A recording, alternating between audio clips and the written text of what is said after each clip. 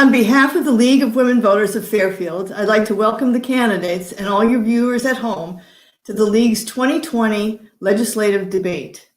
As you know, due to some potential COVID exposure, our original plan to record this at the library without an audience had to be changed, and really we, on a dime, turned around and was able to make this a virtual debate. So we are happy and thankful to the candidates for their flexibility, but a huge thank you to the Fairfield Museum and History Center for offering first their brick and mortar venue and then their platforms to allow us to do this virtual streaming. So our heartfelt thank you to them. They are a true partner to the League and certainly to our community as well. So many thanks to them. I'm sorry to announce that due to a non-COVID-19 family health issue, Brian Farner is unable to participate today. Because of debate rules, the debate between Brian Farner and Jennifer Leeper must be canceled. So we're sorry about that, but and we hope that everything works out for Brian. Certainly, we're disappointed. The League of Women Voters is a nonpartisan group of women and men who promote participation in government and civics through education and information. And these debates, I think, are just a great example of that effort. Today's moderator, Kay Maxwell, is a former U.S. League of Women's Voter president and has moderated League debates for over 30 years. We are in very good hands today, and we thank you for being here. Welcome and thank you. I present Kay Maxwell.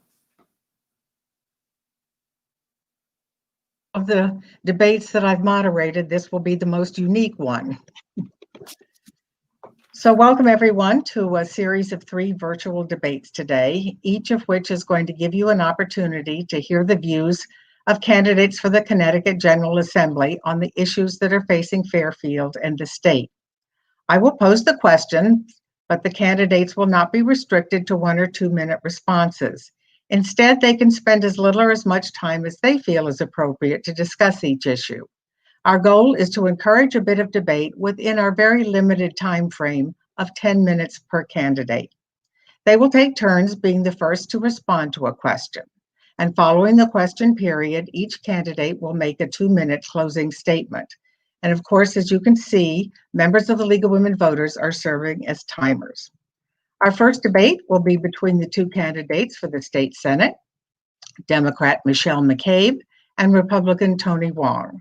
The second debate will be between the candidates for state representative from District 133, Kristen McCarthy-Vahey, the Democrat, and Republican Joanne Romano Zonka. And last but not least, a debate between the candidates for state representative from District 134, Democrat Carla Volpe and Republican Laura Devlin. And so now to the debate between the 2 candidates for the state Senate, and the first candidate to respond will be Ms. McCabe. And the question is, the Special Transportation Fund is going bankrupt faster than anyone previously feared, perhaps by mid-2022. How would you fix the red ink? Tolls, higher fares, higher taxes? And if not those remedies, what are your alternatives? Ms. McCabe?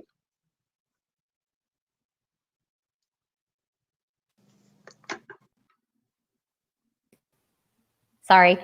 To answer your question, obviously this is a fund that has been neglected for far too long, and I do believe that we need to explore tolling as a solution to that fund problem. The way I see it is we have 3 options. 1, Connecticut taxpayers bear the entire burden of fixing our crumbling infrastructure. 2, we borrow funds so that our children and grandchildren and future residents are footing the bill. Or 3, we charge the large number of out-of-state drivers who are using our roads constantly. And anyone that travels on the Merritt or on 95 or on 84 will see license plate after license plate after license plate. So I believe that out-of-state drivers should pay a user fee like they do in surrounding states so that we can maintain our roads and bridges and trains. Thank you. Mr. Wong, your response? Thank you. The Special Transportation Fund is a critical component of addressing our transportation infrastructure in roads and rail and bridges. That being said, it has also been a fund that has been charged with regards to having the highest gasoline tax in the country. We have received millions, if not billions of dollars of that fund that should have been allocated to the transportation, but instead has been redirected to the general fund. I believe the solution to addressing our infrastructure, which is critical, it is not a Republican or Democratic issue. It has to be a collaboration between federal and public as well as state agencies in collaboration to have a more innovative, consumer sensitive kind of a reaction. The bottom line is we got to fix the problem, but increasing revenue to go into a black hole is not the right way to go. Collaboration using the state-of-the-art innovation and industriousness of being able to get things done is what we need more than ever in the state of Connecticut related to infrastructure. Anything to add to that, Ms. McCabe? No, I do not. Thank you. Okay. Next question, and Mr. Wong, you're first to respond. Knowing that Connecticut has some of the strongest gun regulations, where do you see the need, if any, for additional regulations or laws in Connecticut? It's fascinating. You know, the gun law as a result of the Sandy Hook tragedy has been so politicized and in using the word weaponized in some cases. The rhetoric in addressing these issues has done very little to solving the problem. We need to raise awareness. We need to raise sensitivity. I think the battering back and forth and addressing these issues of misinformation, mischaracterization, to the fact that for me, I have actually received an A rating from the Connecticut Against Gun Violence gun control group and received an F rating from the NRA.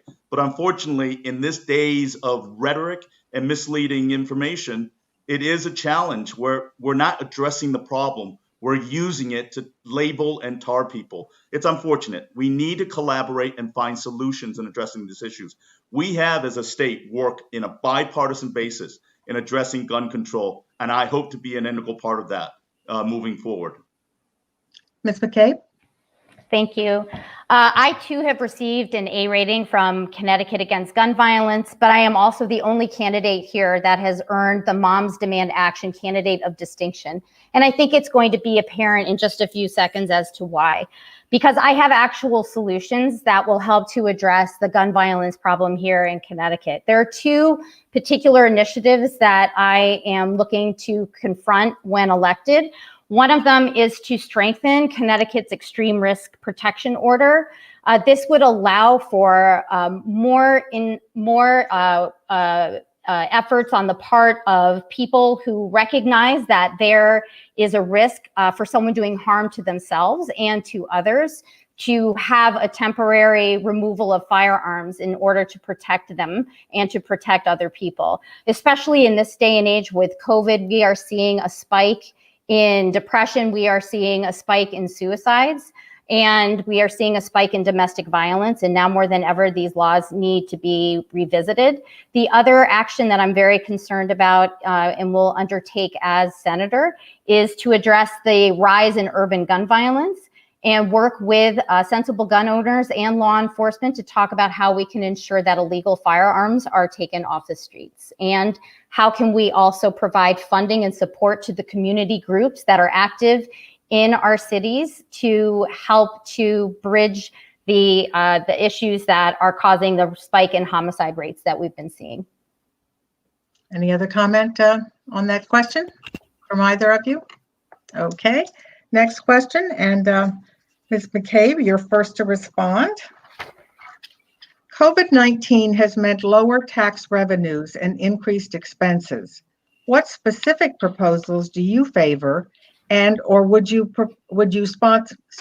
Would you favor or would you sponsor to compensate for income shortfalls at the state and local levels? Did that come through clearly, or do you need me to repeat that? I think I'll be all right. We'll see. Okay. Connecticut, despite the pandemic, is actually in a much stronger footing than we ever could have expected. We have an A+ rating from Fitch because we were able to pay down a significant portion of our liability debt. We are number 3 in terms of places that people are moving. Our rainy day fund is actually above the limit that has been placed on it at about $3 billion. And we just saw an article in the Connecticut Mirror that our tax revenues are up at this moment in time. So I think that really what we need to be focused on is how do we invest those dollars in our residents and in our businesses' ability to be able to weather the pandemic as it continues and emerge from the other side thriving. So one, we should invest in a public option that can reduce health insurance costs, because I know for myself working in a nonprofit, if I had a lower rate of insurance costs, I could reinvest those dollars in my programming. We need to invest in infrastructure that will allow businesses to pivot during this time. We know that we're going to be oscillating between periods of opening and closing, and so we need to help them with new strategies, whether it's a curbside program or helping with an online delivery system, or even pivoting to a new form of manufacturer. We need to be investing in their ability to do so. We need to be cutting through the red tape of onerous permitting that's been slowing our business growth even before the pandemic. And more importantly, too, we need to be investing in our schools' ability to be able to function in this environment and to get teachers and students safely back in school. We need to take the dollars that we actually have in place and very strategically invest them to help our residents and help our businesses survive this pandemic. Mr. Wong? It's remarkable. The COVID pandemic has been a health crisis, notwithstanding, but it has also the consequences of economic devastation. Being engaged and being present with so many of our small businesses and talking to so many individuals whose employment has been affected in regards to unemployment. You know, the state of Connecticut just had over 1 million applications for unemployment. We are seeing storefronts closing or in the process of struggling to survive. We are in an economic challenge unlike anything we've ever seen before. COVID has created a wrath of devastation. It's going to require tremendous challenges for us to undertake recovery in this. There is a problem, but we need to have solutions. Working forward, we need to have government lead in regards to how we can change the way it functions. We can no longer look at tax and spend as a continuum of putting pressure on people that are struggling already. We need to change government. We need to use technology to our advantage. We also need to understand the dual delivery system that impacts our valuable nonprofits need to be reevaluated, because more than ever, we're going to need critical services to be addressed. I think the bottom line is we need to be prepared for the tip of the iceberg of the tremendous economic challenge that will follow after we ensure the safety. But before I close on that, it is important for us during this pandemic to thank the frontline workers and the community for supporting all those that have been impacted by it. It really is the sense of resiliency and neighbor support that is going to need to continue. So I applaud all the people that have been an integral part in helping their friends and neighbors survive this challenging crisis. Ready for the next question? All right. Mr. Wong, you're first to respond, but I need to see the time for Mr. Wong. If you could hold that up, please, Crystal. Thank you. All right. The next question is, what measures would you propose to manage utility costs to consumers and to provide oversight for utility services? Mr. Wong? Well, the utility debacle of the latest storm is a continuation going all the way back to Superstorm Sandy and the challenges that we as legislators in taking the utilities' word for how they will respond. And the latest debacle reflected that it has been tone deaf. The utilities, they have been unresponsive, they have not been transparent, and ultimately it really reiterates the fact that they're more concerned about Wall Street than Main Street. The challenge is they're a public utility. They've been entrusted with the responsibility of providing a critical service. We're not just talking about power companies. We're talking about our utilities in regards to internet as well as to our phone systems. There needs to be a greater accountability. And we did pass out a bill that says take back our grid, which will now demand greater accountability in regards to utilities to actually perform and enact the actions that they promise us in the legislature. The Public Utilities Review Authority will now take a much harder stand in ensuring that it is not business as usual, that the consumer's needs to come first. I think the most important part of all of this is the fact that in light of natural disasters and challenges we can never predict, there's one thing that can be constant. Our utilities and our companies need to be far more responsive to the consumers that they serve, and we're going to insist on that. Ms. McCabe? I think that the Take Back the Grid Act is certainly an important first step, but I think we need to go a lot further. First, I think our regulatory agency, PURA, needs to be removed from under the aegis of the Department of Energy and Environmental Protection to give them even more of an ability to regulate. And we need to increase competitiveness in the marketplace with green options. We had a terrible burden of high electricity rates even before the storm hit, and then we were shown how little our high rates were actually paying for in terms of their responsiveness. The two utility companies have done a good job at really squelching the opportunities for clean energy to be an option for more consumers, not just with solar, but for example, anaerobic digestion that uses food waste to create clean energy. I just saw go across my desk that the Connecticut was not a recipient of federal funds that were just recently released for their construction.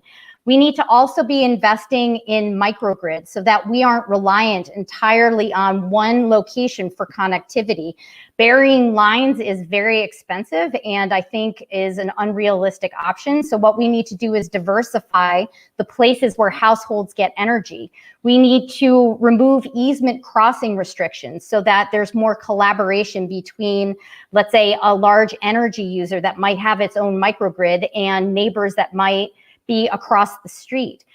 These are some of the investments that we need to make as a state in order for us to be resilient. Because as we were shown as the consequence of the storm, we need more options in terms of our power.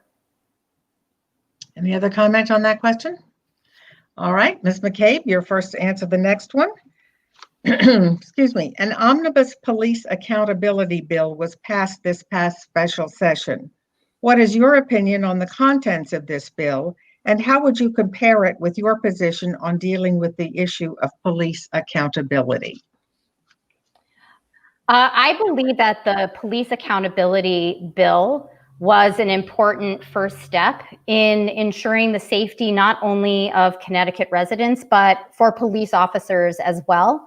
I know that there was a lot of misinformation about the contents of the bill, about what it meant and what the impact would be, as well as the timeline that would allow for further discussion on certain elements of the bill.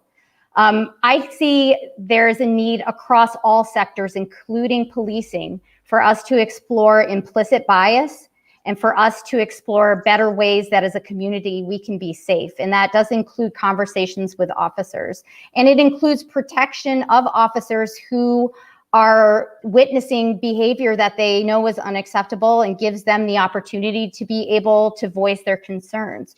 And so I do believe that this was a really important step in reforms that have been long overdue. Mr. Wong? One size fits all in regards to state government doesn't work for a lot of things. And in this case, this is an example of a reach in regards to the process. Police reform is necessary in many ways, and I will offer to you as the ranking leader in public safety in working with law enforcement, they have been in the forefront in Connecticut, in the country, in regards to reform and innovation and community policing. That being said, the one size fits all doesn't work in Connecticut. This bill was rushed through, even though they had many components that were welcomed by all shareholders. There was no input. You know, as a committee of cognizance and public safety, that bill never appeared before our committee.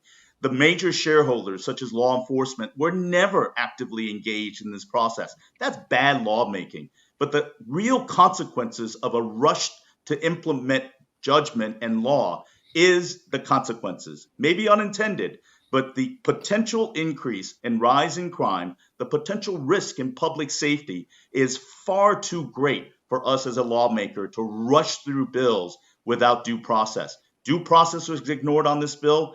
Rights and shareholder input was ignored on this bill. Ultimately, it's a bill that is flawed in many ways, but unfortunately, it isn't just in a vacuum. It affects people's lives and public safety.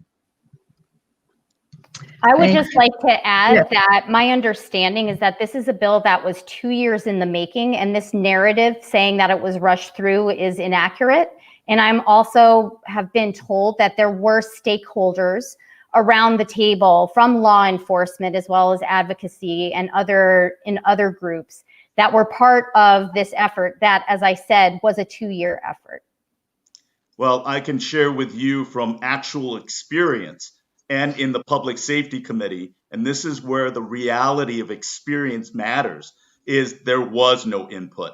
There was no discussion in the Public Safety Committee. It was, in my opinion, a rush to judgment. And unfortunately, there were many components that were compromised by not following the process. And again, my biggest fear is for people that sit in the legislative body that do not understand the critical element of being in the action in law enforcement and the health and safety of individuals are protecting as well as law enforcement officials. You're going to see that in the lack of recruitment success and early retirement. And ultimately, it is all about the public safety of our community. And this process was flawed and it did not include people. And as a person that was up there and having the experience and not hearing it from hearsay, the bottom line, this bill had many flaws. All right, next question. And Mr. Wong, you're the first to respond. Excuse me. Do you support the removal of Connecticut's religious exemption from mandatory vaccinations? And would you support amending the current bill to include a future COVID-19 vaccine? You know, it's very interesting. COVID, as we talked about, has changed the dynamic in so many ways in the way that in which we'll live and exchange and move forward. Everything has to be on the table. And I think the critical thing that we're looking at is we need to base it on medical facts.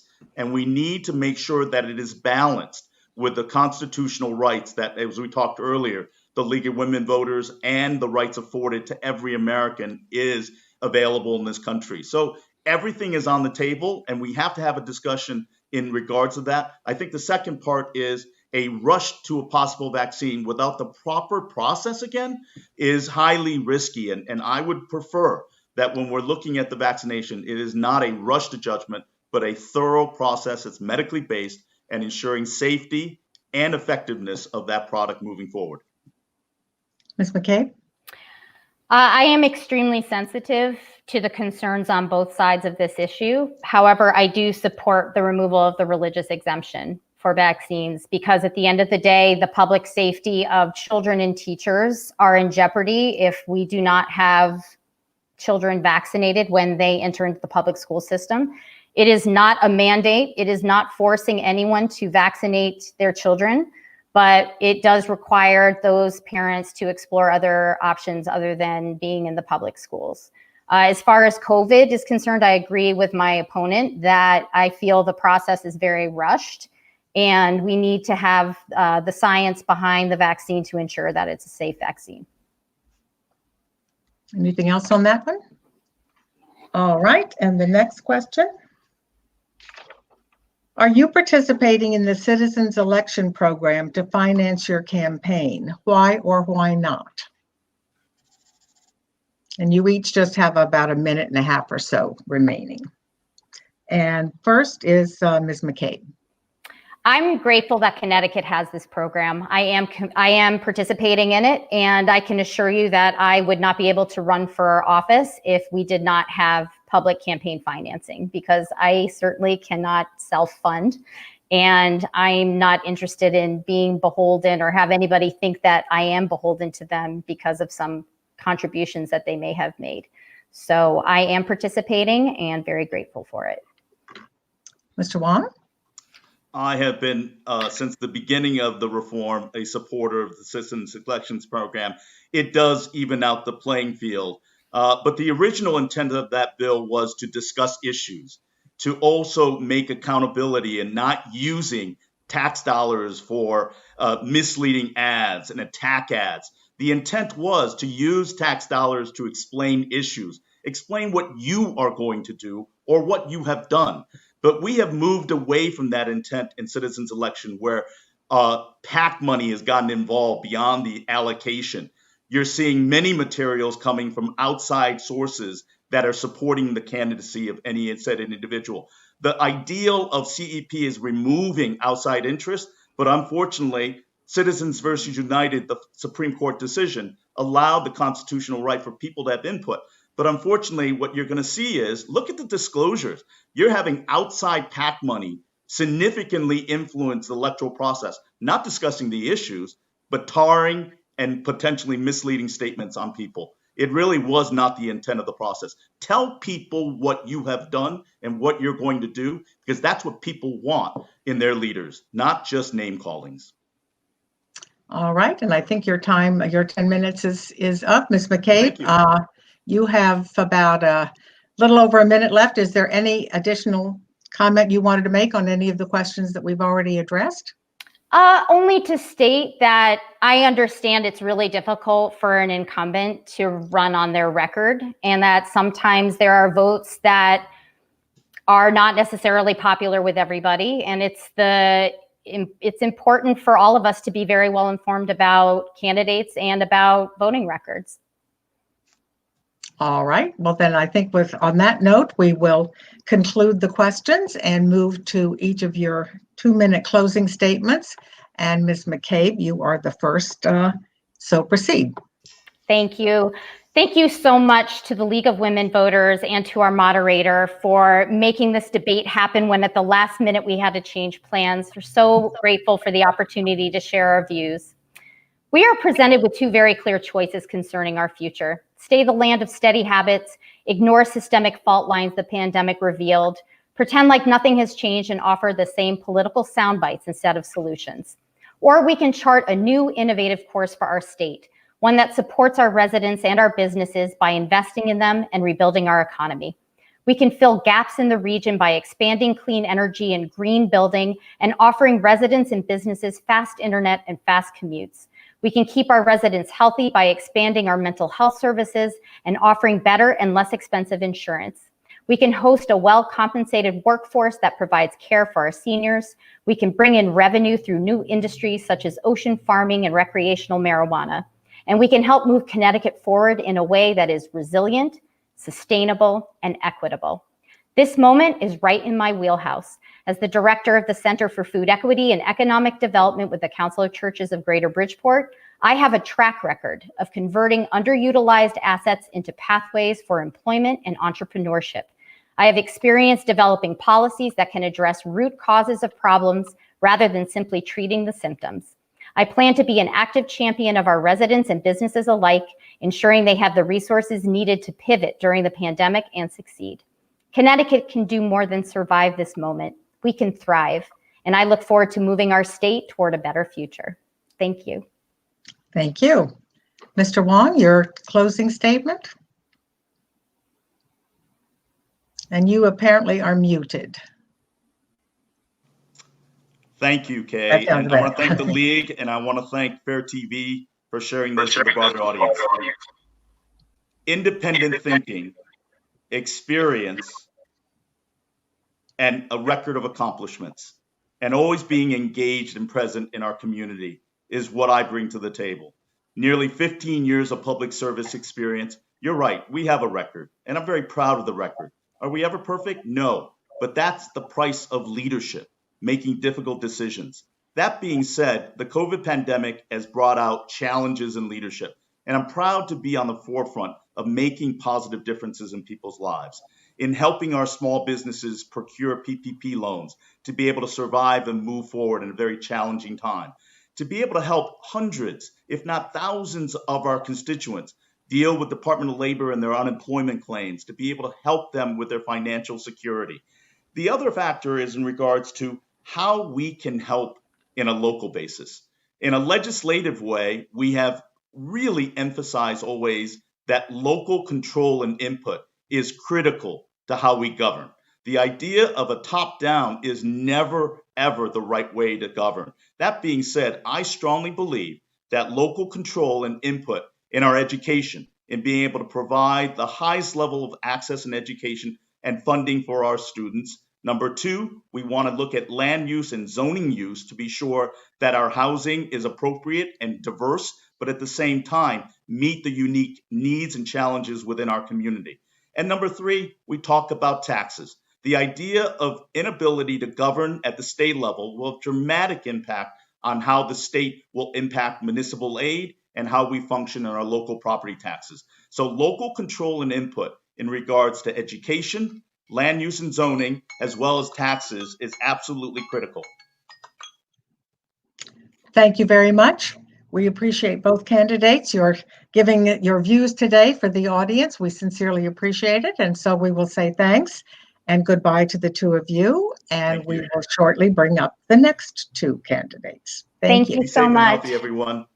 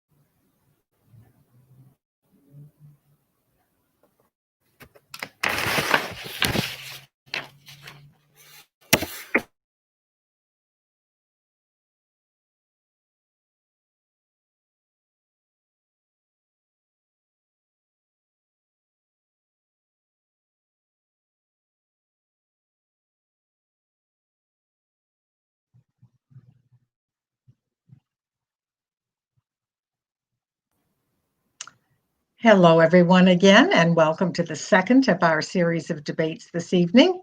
This will be for State Representative from District 133, and the two candidates are Joanne Romano Zonka, Republican, and Kristen McCarthy Vahey, the Democratic candidate.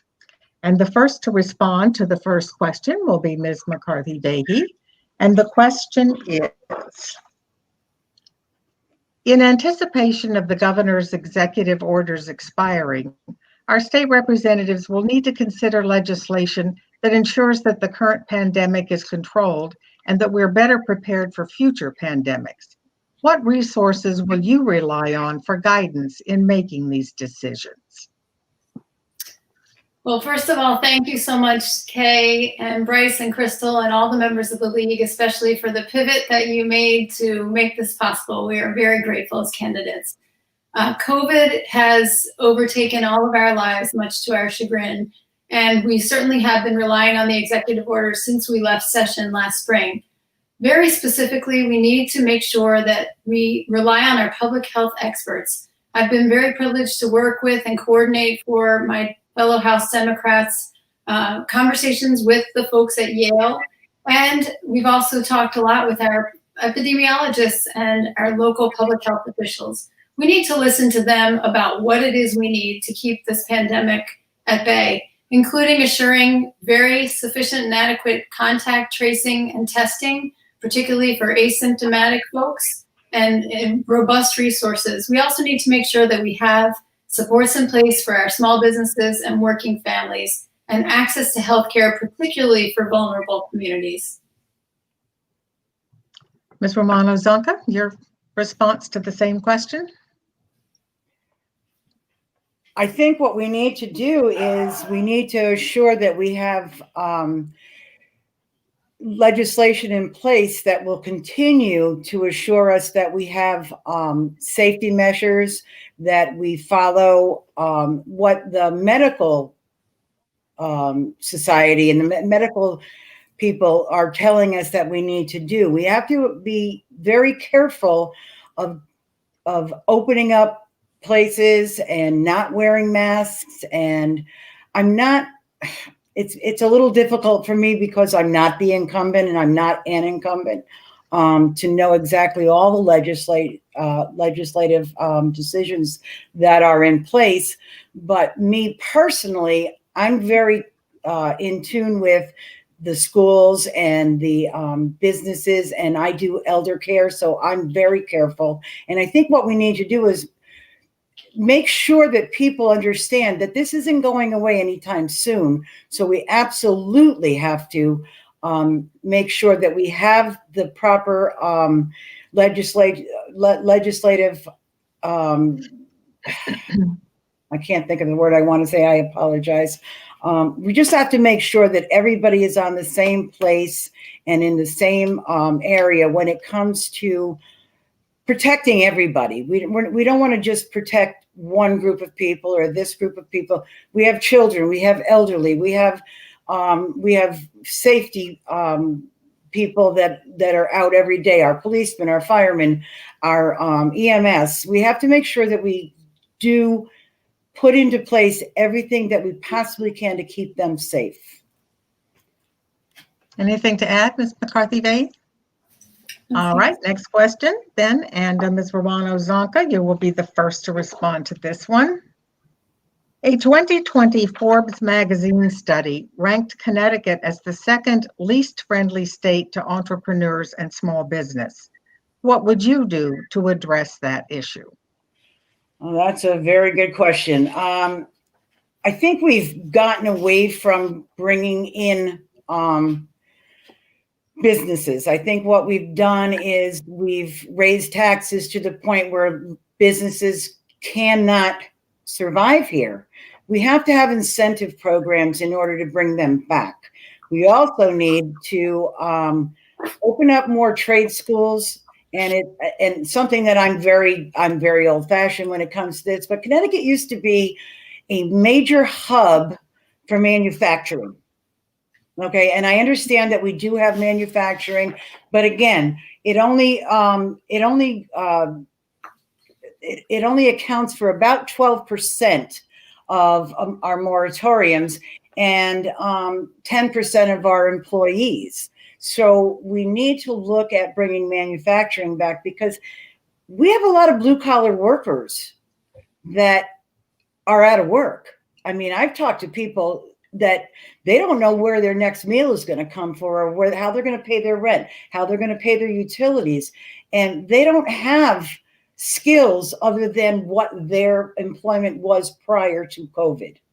So we need to open up, hopefully bring back manufacturing. We need to open up more trade schools so we can teach these people that have lost their jobs, that are not fully able to go out and just get any job because they're not trained for it. So we need to have programs in place where we can train people new jobs, train them to accept new positions. We bring back manufacturing, bring back incentives in order to boost the economy and put people back to work.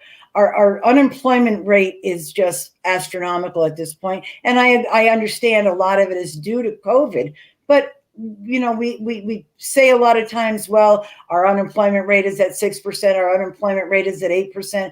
But what we don't take into consideration is those people who've been dropped from the unemployment rolls. That takes us way higher in unemployment, because there are people who have been on unemployment who are no longer eligible. We need to get these people back to work, and we need to bring in the proper jobs and the proper training to do that. Ms. McCarthy-Vahey, your response? Thank you, Kay, and thanks for that question. It's a great one because it is really important that we remain a great place for workers to work and for businesses to thrive in our community.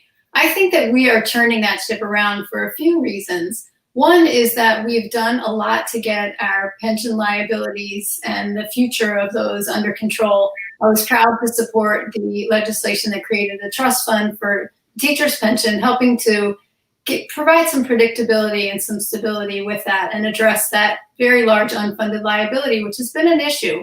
The percent of debt that we have, that's been an issue for businesses. We got rid of the business entity tax. That was an important step that we took as well for some of our smaller businesses in particular. But what we're hearing from businesses is how important it is that we have the proper infrastructure.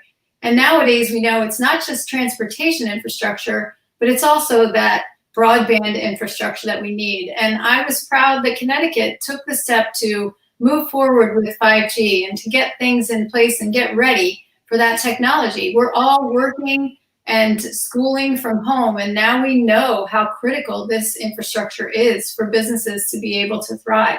We have a lot of workers moving in. I've met them as I've been out during this campaign, folks coming in from New York, and a lot of them are telling me that their businesses are not necessarily going to go back to the way they were. So that's how we know that that infrastructure is going to be more important than ever. Those are just some of the things that we can do. But I think we also work in concert with our State Department of Economic and Community Development, David Lehman, who came in from industry and has done a great job providing the kind of supports and programs in partnership with the federal funding, the CARES funding, to allow our small businesses to remain in place and to thrive. Any other comment on that question? All right, Ms. McCarthy-Vahey, you're the next to respond. And you've touched a little on this in your previous response, but our state's infrastructure in many ways remains in need of repair and modernization. What proposals would you make to address this issue? Okay, thank you for that question. And again, when I think about infrastructure, I definitely think about transportation. And very specifically, I know in the previous debate you talked about funding and the fact that the Special Transportation Fund is going to be in the red. We've got to invest. The federal government has failed us. We have not had the kind of funding and the kind of bill, and we know we rely on those funds. So we really need help from the federal government in that regard, because the state government certainly is a key player. Revenues have gone down. Trains are not full the way they were.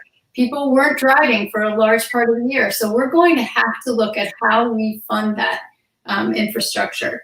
And again, back to the issue of the broadband capability,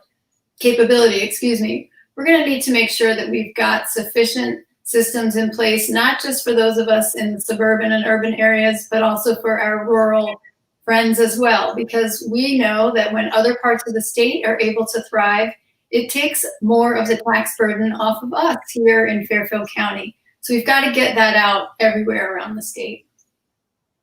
Ms. Urano-Zanca, your response?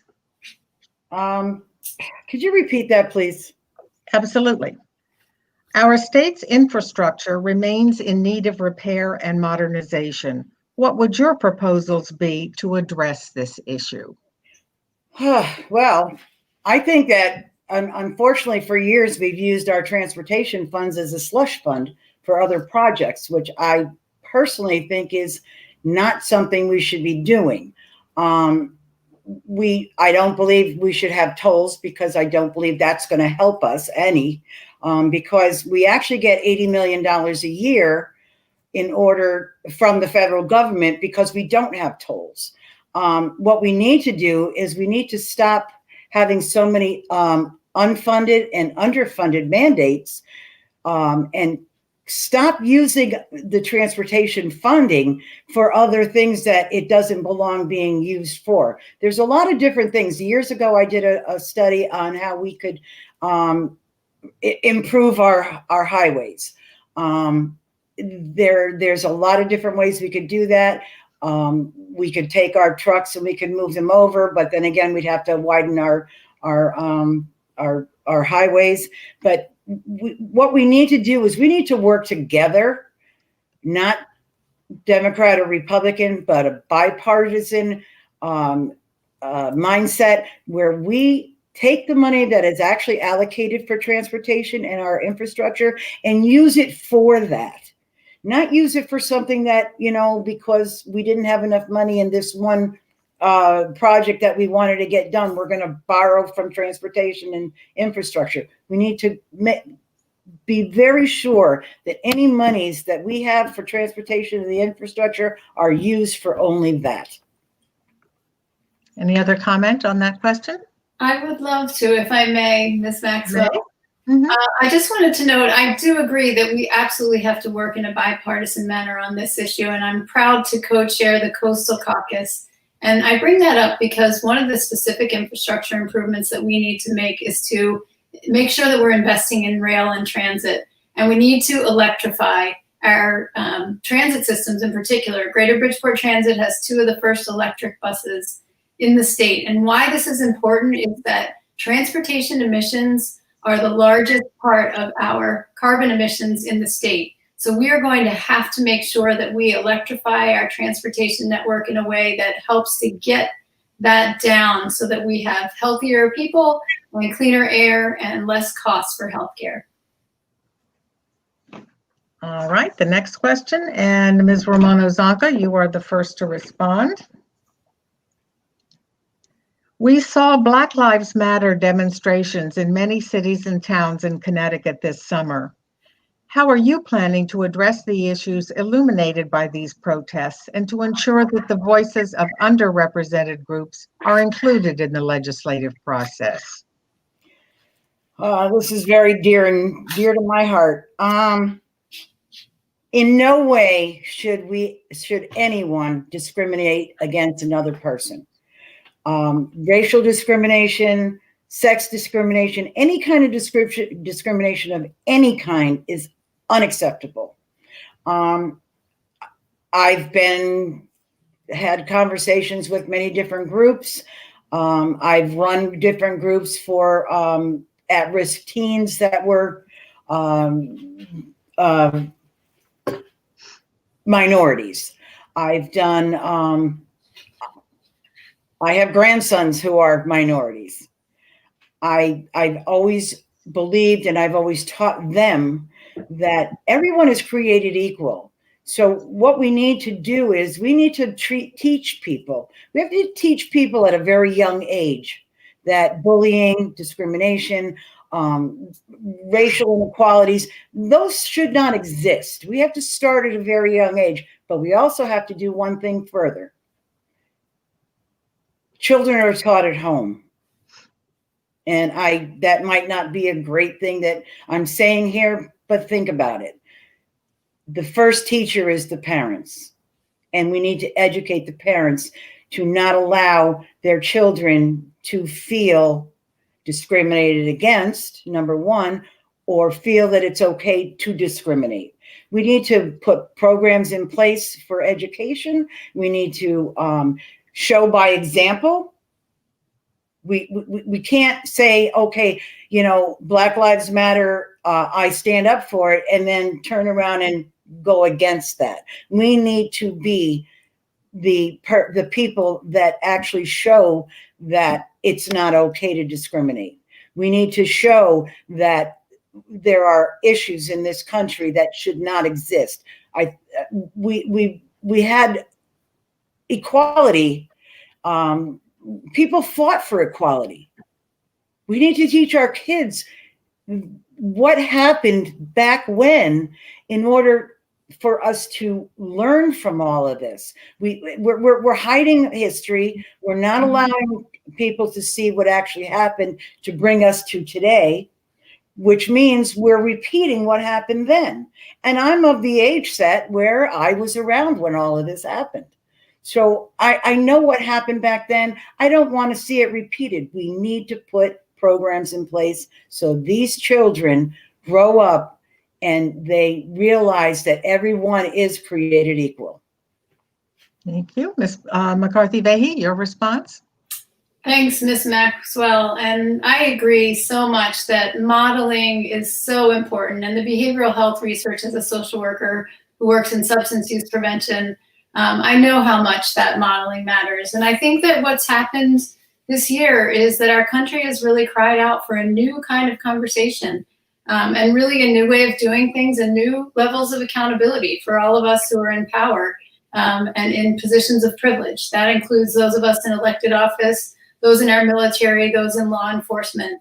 And that's, one area where we have, in terms of the police accountability bill, I believe that there's always room for improvement. And I also think that there's been a false choice between those of us who hope for and want to work for even more equity and justice issues, who also support our police. And myself, as someone who has many members of my family, including 2 uncles who've served as chiefs of police. But beyond, it's not just on the police, and it shouldn't be just on them. It certainly is about our educational system. I was proud to support the changes in the curriculum in terms of requiring Black and Puerto Rican studies to be taught in our schools. It's also about how we address issues around healthcare. 1 in 5 Black Connecticut residents knows someone who has died of COVID. The impact has been disproportionate on communities of color. We need to make sure that there is access to healthcare for all folks, equal access, and that we're looking at some of the systemic bias that occurs. When we think about things like vaccine distribution and what that means, we have to make sure that we are providing a fair minimum wage. I was proud to support the minimum wage and paid family leave. Those are things that help address those issues of structural inequity.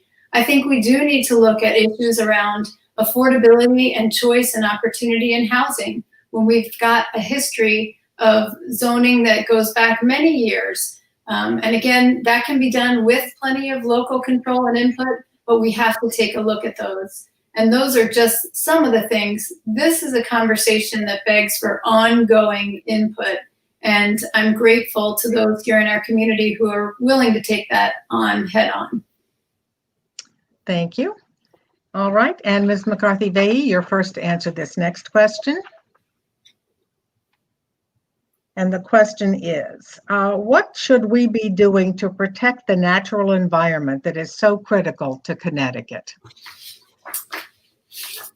Well, thank you so much. Boy, that's a great question. And it's not just critical to Connecticut, it's such an integral part of our way of living right here in Fairfield as a coastal community.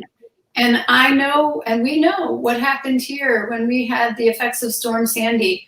We absolutely must address climate change head on.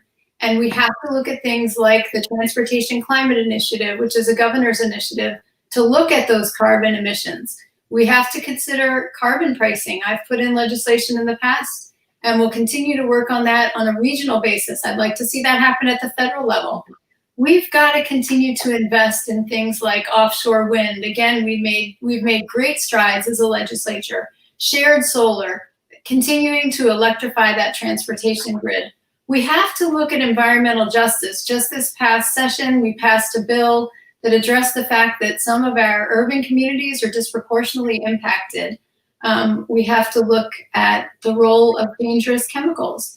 And I've been very, very grateful to partner with so many Fairfield leaders, people on both sides of the aisle. In Fairfield, the issues of the environment and care and concern for the environment is something that so many of our community members work together on. So we've got to look at some of those chemicals in our waterways and in our system as well. There's so much more, but climate change is number one. Ms. Romano-Zonca, and you just have a little over a minute left. To be very honest with you, unless I knew all of the pieces of the puzzle on this, I really can't give an educated answer to this, other than I do believe that we have to look at cleaning up our waterways. I think we need to be more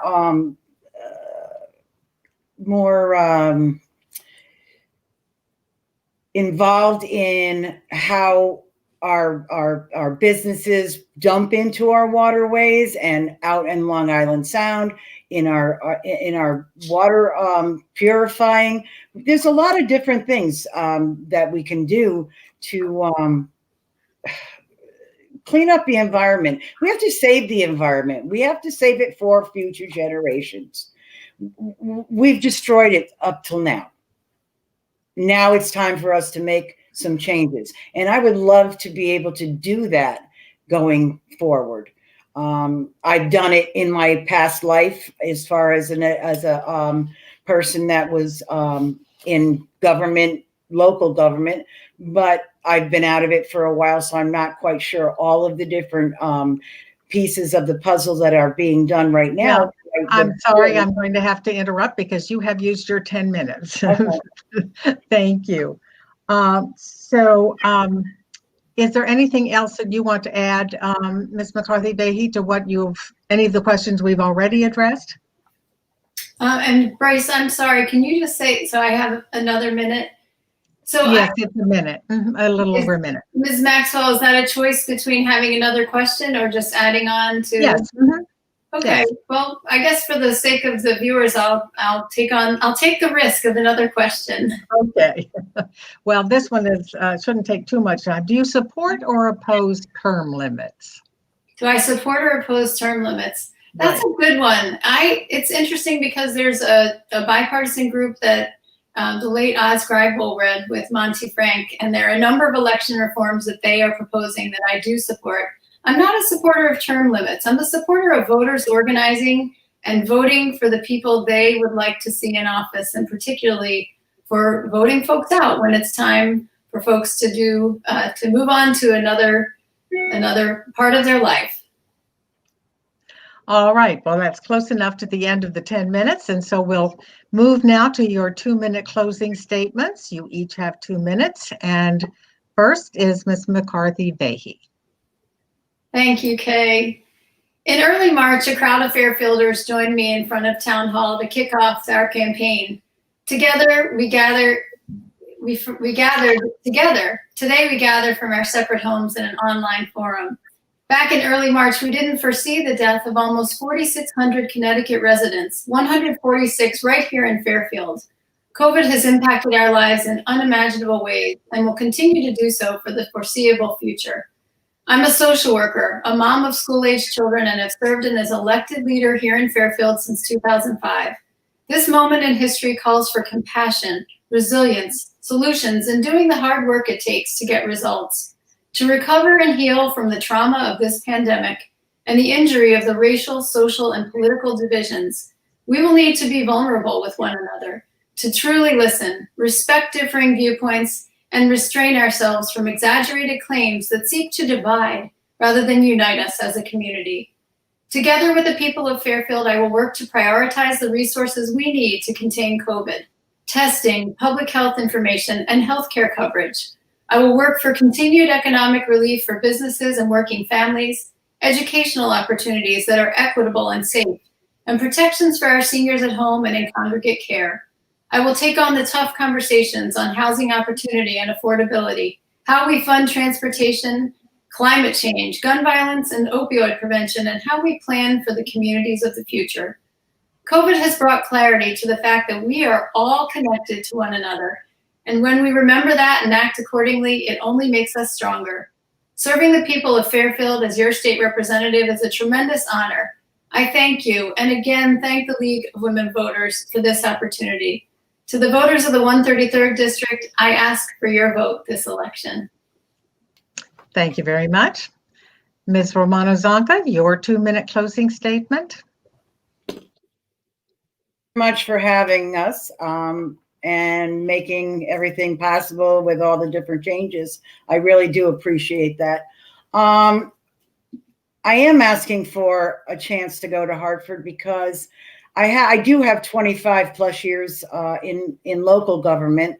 I've worked on infrastructures. I've worked on rehabilitation in different parts of the town I used to live in.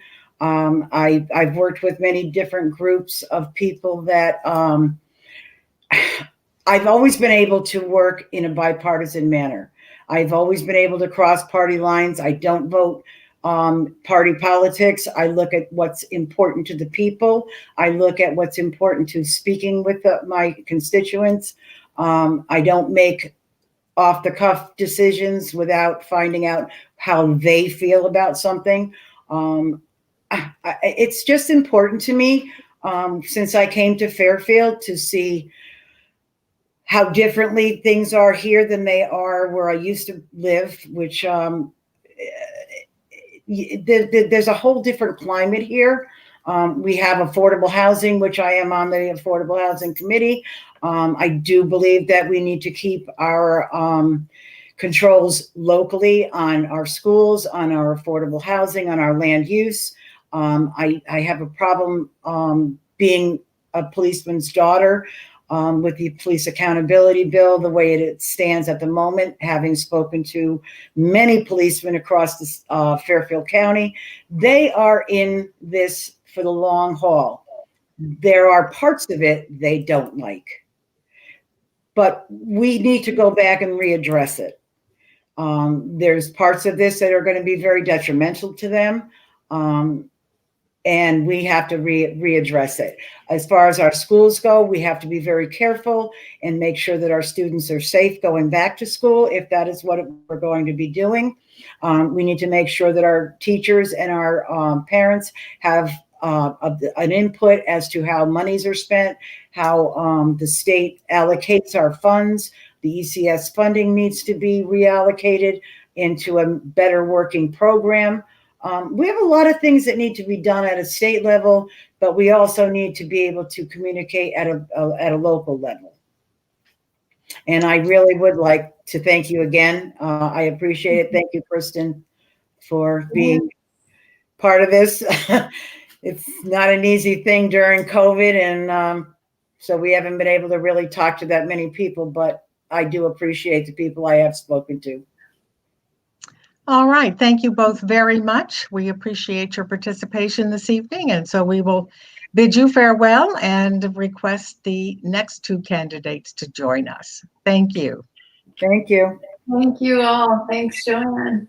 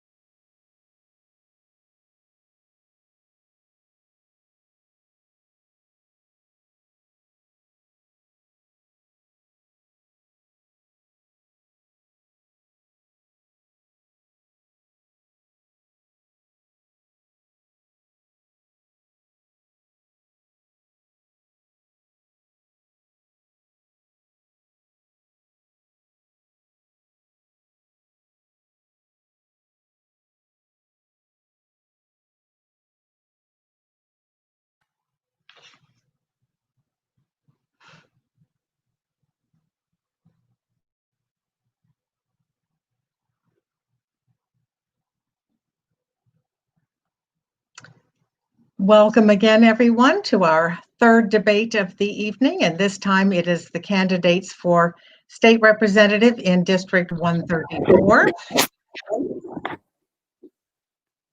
The two candidates are Laura Devlin, Republican, and Carla Volpe, Democrat. I'm hesitating just because I was getting a little static or feedback from somewhere.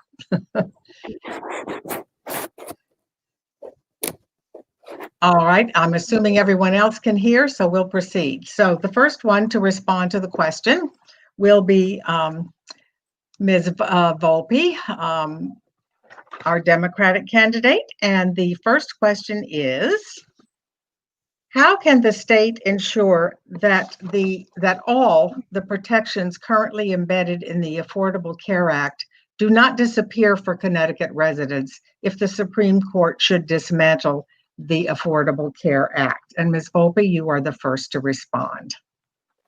Thank you so much. And I just want to say thank you. I know it was very difficult for us to have this pivot with being in person, and now we're online.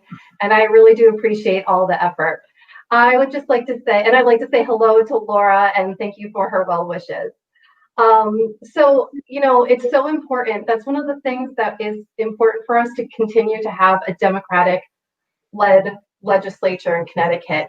We don't know what's going to happen on next Tuesday.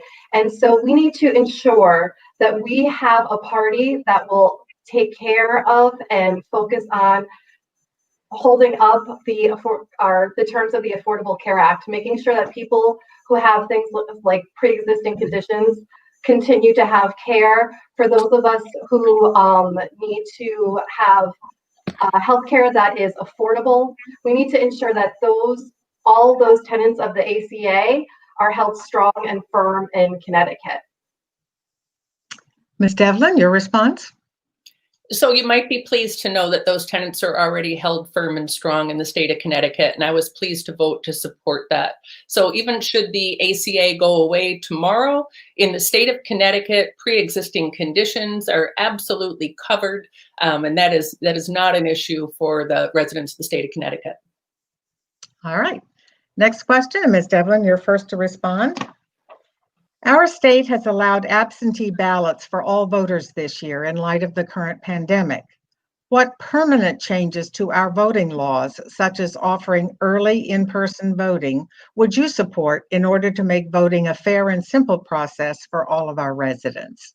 Yeah, thank you for that question. It's certainly relevant this year more than ever. And absentee ballot or early voting has been talked about for a long time. Absentee balloting, I believe, increasing the eligibility or the reasons for was actually on a ballot or to vote to change our constitution and was voted down by residents. But I think things have changed now. And I think the biggest things we saw during the primary, the importance of being able to have an infrastructure in place. If we have ever had ballot fraud in the state of Connecticut, it has been through absentee and those documented cases, mostly in our big cities. I am totally confident in our towns of Fairfield and Trumbull that our town clerks in our election this November are handling the entire ballot process. So it's not being done by a third-party mail house like it was in the primary, and we saw lots of issues. So I think the most important thing is that we put in some infrastructure and we do that early. So other states that have already started this, they're ahead of us. And we need to ensure that we don't move ahead without having our town clerks on board, our registrars of voters on board, so that we can have a smooth and easy and open process. But I think our voters have shown from the participation this year across all parties that there is real interest, but it would be something to go before voters as a referendum, and I would certainly be open to that. Ms. Volpe? Thank you. I am in support of continuing our ability for the absentee ballots to continue without a health reason. Being able to have your ballot early and not just have to make that decision on election day lets voters have the time to go through that ballot, look up their candidates, because a lot of people don't have the time because there's so many other things happening to go through and really understand who each person is that they have the potential to vote for. Being able to put that ballot down next to you, look up who's running, look up how they stand, I think is really important. It also allows so many people who don't have the day off on election day to cast their ballot. I agree with my opponent that we need to make sure we have that infrastructure in place. And we're so lucky that there are other states in this country that already support this. So I am fully in favor of this. I also am in favor of mailing out the applications for absentee ballots, something my opponent voted against, because people like my father, who would not be able to use the internet to get that application, it would help him and other people like him tremendously. All right. Anything else on that question? So what I would just add is to clarify for the record that I did a vote for an amendment to make a change, but I did support the whole underlying bill. So I think it's really important that we're factual in laying out what we support. And to my opponent's point, for voters to be able to look at voting records, that is really important to understand how experience and leadership matter. All right. Next question. And Ms. Volpe, you're the first to respond. How can the legislature address the lack of affordable housing in many municipalities that is a result of exclusionary zoning and land use policies? Thank you for that question. Let me find my little cheat sheet, because you know I need to have them here. So one of the things that we need to address is what exactly affordable housing is. We need to make sure that we really define affordable housing. I know that there was recently a few bills that have been that are going through and are in committee, and allowing to help our task force create tools so that they're more defined as to what affordable housing is. I think that we need to expand what the idea of affordable housing is. So aside from rentals, making sure that they are available and saying exactly what that is. I think that affordable housing is different from town to town, exactly how much is needed. So I think local control of that would be very helpful. Ms. Devlin? So affordable housing, I think, is something that we all support. The challenge is that the current laws really provide more of the stick versus carrot approach. So rather than incenting communities to be able to create affordable housing that works within their communities, that is within transportation areas, what we have found is that it's enabled developers to become more predatory developers by proposing a particular project that may not be suitable given town character, given location, given safety, given any of these measures.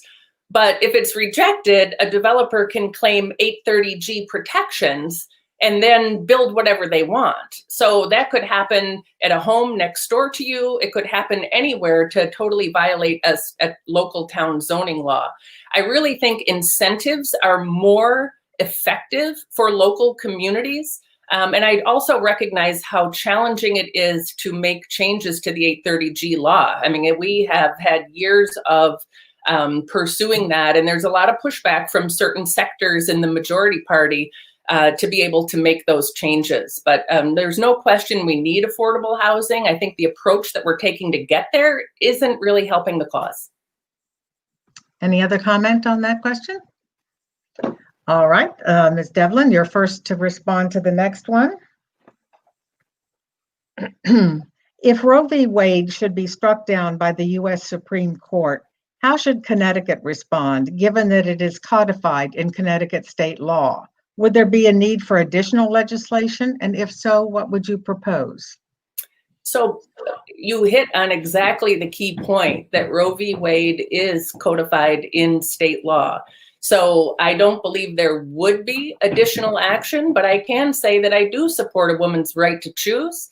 And if there were, because there was any jeopardy, which again, I don't believe so, then I would support taking action to protect that.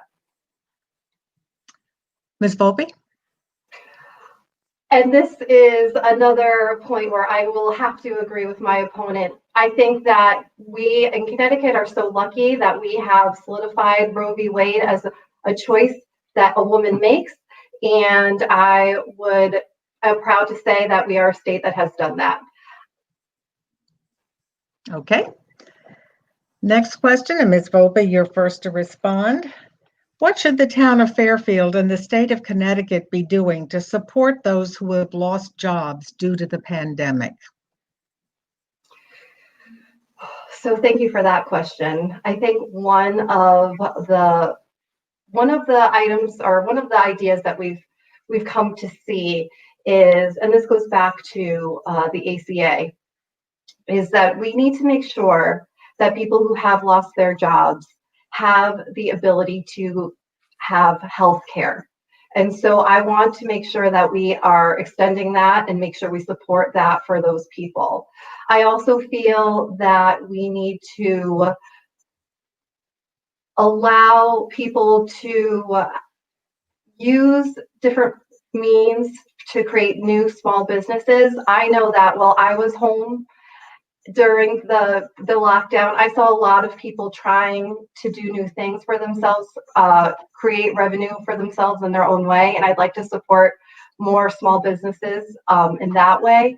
I also think that one of the things that I saw in one of the school districts that I worked in is we had a brand new technical room where students were learning how to use all different types of machinery.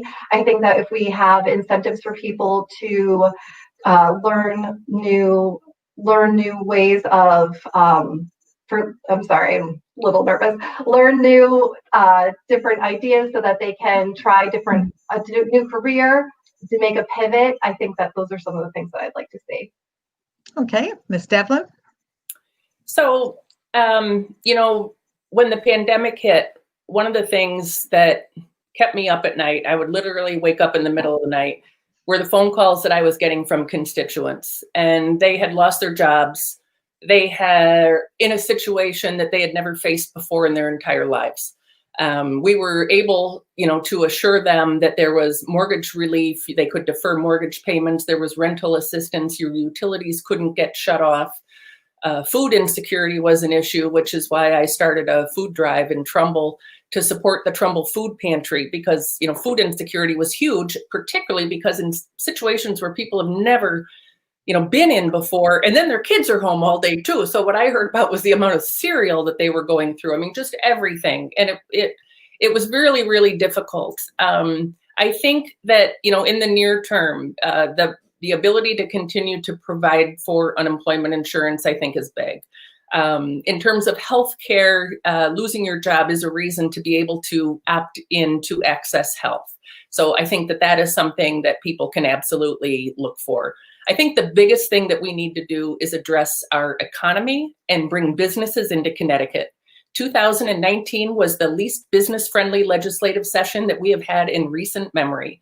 And unless we can turn the tide and be more friendly to businesses who will come here and bring jobs that will be good paying jobs, that will not only help families, but can also take the tax burden off of our middle-class families, that's the biggest thing that we can do, is to provide new opportunity.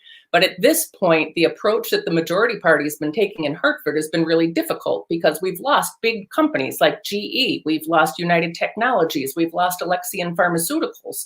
And as the desire to continue to increase taxes on the rich continues, we're seeing people leave. We have 440 people leaving a week from the state of Connecticut. And we've sort of reached that point of diminishing returns. So I really think if we can support people in the short term, we do need to reopen Connecticut carefully based on science and public health input, and with the input from businesses, so we can get our economy going again. But then we've got to be friendly to businesses so that they can grow and thrive here. All right. Any other comment on that question? All right. Yes. Yeah, go ahead. Oh, thank you. Sorry. So Sure. just a point, Hartford has now, the Hartford area has now become the third highest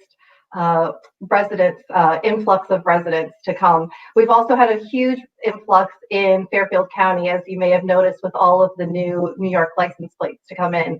So people are coming here. One of the things that we need to think about is businesses realize that they can save $11,000 per employee by not having a structure for them to go to. And a lot of these businesses are going to start to turn into work from home environments. And so we need to think about also, how are we going to make sure Connecticut stays a great place for those people who are now here? All right, next question. And Ms. Devlin, you are the first to respond. Just waiting to see time there. All right, thank you. What specific ideas do you have to solve the pension debt crisis in the state? Oh, that is a big one, isn't it? So, It is. I think the things that were in the Republican budget that, of course, the governor vetoed, but then were part of the bipartisan budget have been a big step in that direction. And that is putting in place structural reforms that we can get our fiscal house in order. So that included establishing a spending cap and a bonding cap and the volatility cap. And what that means with the rainy day fund that resulted from that is once it reaches a certain point, that excess funds are intended to specifically go to address our long-term liabilities. It was really disheartening in the thick of the pandemic when were seeing unemployment at levels we had never seen, that state employees were getting raises of 3.5%. And I think we really need to revisit how we are approaching our contract agreements with our state employees, and that should be up reasonably soon. So those are some of the primary things I think that we really need to continue and to consider. All right, Ms. Volpe? Thank you. So one of the things that we should realize is that our tier 2, 3, and 4 pensions are funded. It's our tier 1 pensions that we have not given out, I believe, since the early 80s, that are the ones that we have concerns with. So that's, so for that piece, I understand. The other thing that I would like to say is, because our rainy day fund is so robust, our current treasurer is the first treasurer ever in Connecticut to be able to put an extra $61 million towards those liabilities that we have. Our rainy day fund was at 15, it caps at 15, and we were at 15.11. So there have been mistakes in the past by both parties. This has been about 70 years in the making, but I can tell you now that the party that is in the majority is making strides in the correct direction to right our ship financially. Any other comment on that? No, I would only state that the reason we have a rainy day fund and we're able to contribute to our pensions is because of the critical structural reforms that were part of the Republican budget that was passed, vetoed by the governor, and became part of the bipartisan budget. So absolutely, it is helping, and it's the right thing to do. All right. And the next question for Ms. Volpe to be the first to respond. Again, I just want to see the timing there. All right, thank you. What would you consider the top road infrastructure improvement needs in our state? And is there budget availability to fully implement that project? So thank you for that question. So our roads 95, 84, 91 are always, the joke is, what parking lot are you going to be in this time? Which pothole are you going to hit? So we really need to make sure that, we make them safe. Now with funding, again, my opponent killed tolls. So now the burden is on the Connecticut taxpayer to find the funding for those tolls or for those roadways. And I think that we need to really take a look at other ways to find funding to help support this. All right, Ms. Devlin? Well, I appreciate that attribution for killing tolls, because I did spend a huge amount of time on that. And the reason is, I think there are important policy decisions that are being made in Hartford, and the details matter, and they matter to the people of the state of Connecticut. And what I did was take that information out of Hartford and bring it out to the people. And I think we need to do that on far more policies than just on tolls. But the reality is, yes, our infrastructure does need investment, no doubt about it. And the Special Transportation Fund that was established in 1984 has been abused since it was first created. It started in the late 80s when there was a desire to spend more and more out of the general fund. So there was the continued movement of pension costs, healthcare costs for DOT and DMV, operating costs moved out of the general fund into the Special Transportation Fund. What followed from that was over 10 years of ongoing diversions by the majority party, the party in power now, that took money away from the Special Transportation Fund and put it into the general fund to support more spending for other items. We do need to invest. The federal government has offered to the state of Connecticut some incredible programs for funding for both our rails and our roads. And the other piece is that the Department of Transportation has launched a study, a survey among commuters to understand their changing in transportation habits. And that has got to inform our project plan and our priorities going forward. All right, thank you. And your 10 minutes are up. So the next question, back to Ms. excuse me, Ms. Volpe. Would you support, I'm hearing static, sorry. Would you support legislation to modernize the 40-year-old beverage bottle deposit bill? And if so, how would you support it? And if not, why not? So I would support that. I think it's so important that we start to look forward when it comes to recycling and our environment. I think that we should, really think about how doing that, how changing that fund is going to help support our state and our environment. Is your view on term limits? So term limits. So earlier, thank you.